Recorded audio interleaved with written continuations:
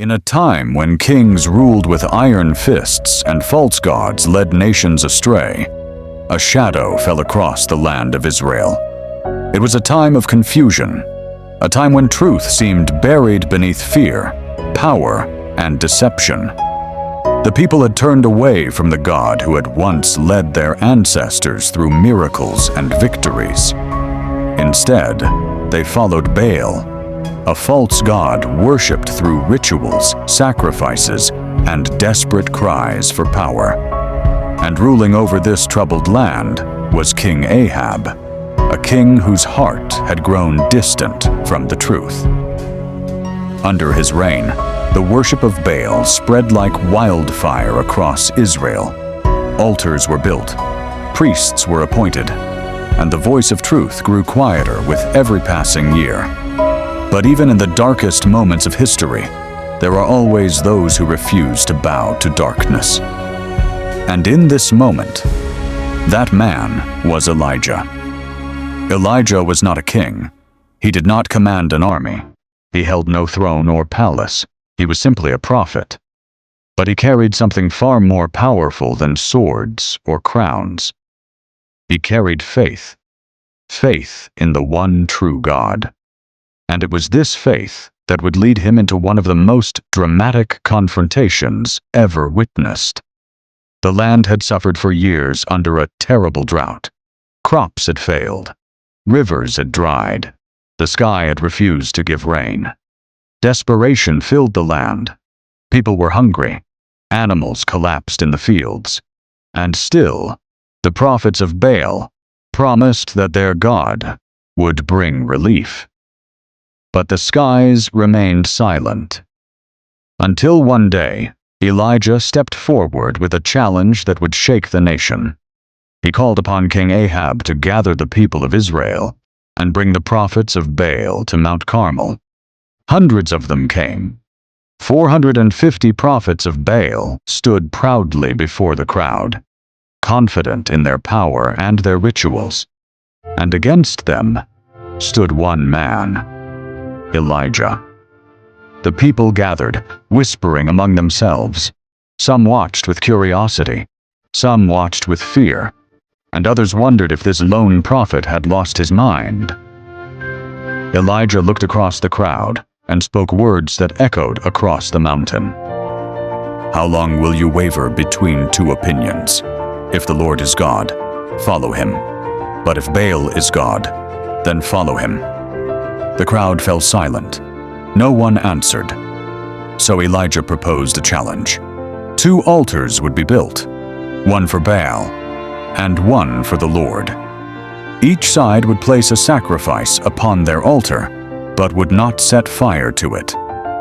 Instead, they would call upon their God, and whichever God answered by sending fire from heaven, that God would be declared the true God. The prophets of Baal eagerly accepted the challenge. After all, there were hundreds of them, and only one Elijah. Surely their God would answer. The prophets of Baal prepared their altar and placed the sacrifice upon it. Then they began to call upon their God. "Baal, answer us!" they shouted. They sang. They danced around the altar. Hours passed. The sun climbed higher in the sky as the desert heat grew unbearable. Still they cried out, "Baal, answer us!" But there was no voice, no movement, no fire, only silence. Elijah watched them calmly, and as the morning turned into afternoon, he began to mock them. "Perhaps your God is deep in thought," he said. "Or maybe he is busy, or traveling somewhere." The crowd murmured. The prophets grew more desperate. They shouted louder. They danced harder. Some even cut themselves with knives, believing their blood would awaken their God. But still, nothing happened. No voice, no fire, no answer. As the sun began to fall toward the horizon, Elijah stepped forward. "Now it is my turn," he said. The people drew closer. Elijah rebuilt an old altar of the Lord that had fallen into ruin. Stone by stone, he restored it.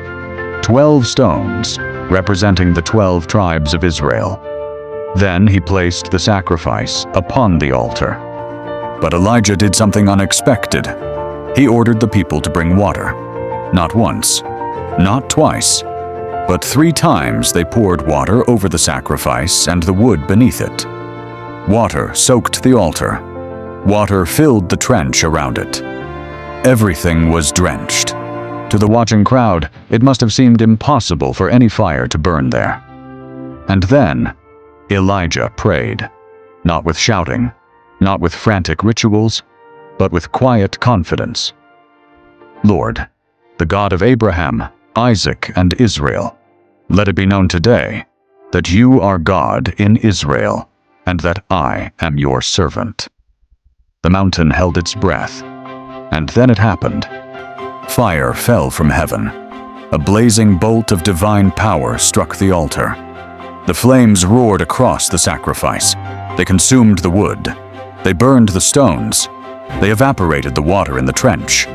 Nothing remained. The crowd gasped in shock, and then, one by one, the people fell to their knees. The Lord, He is God. The Lord, He is God. Their voices echoed across the mountain. The truth had been revealed.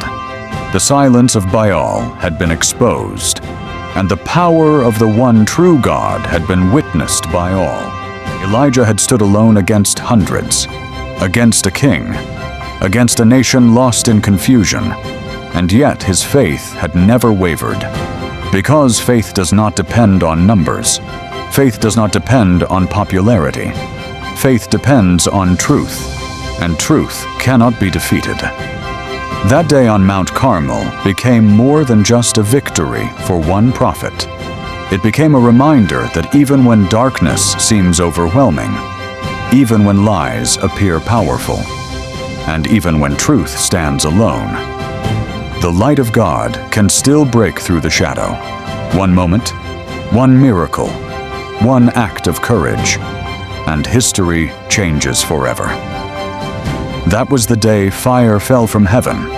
That was the day truth silenced deception.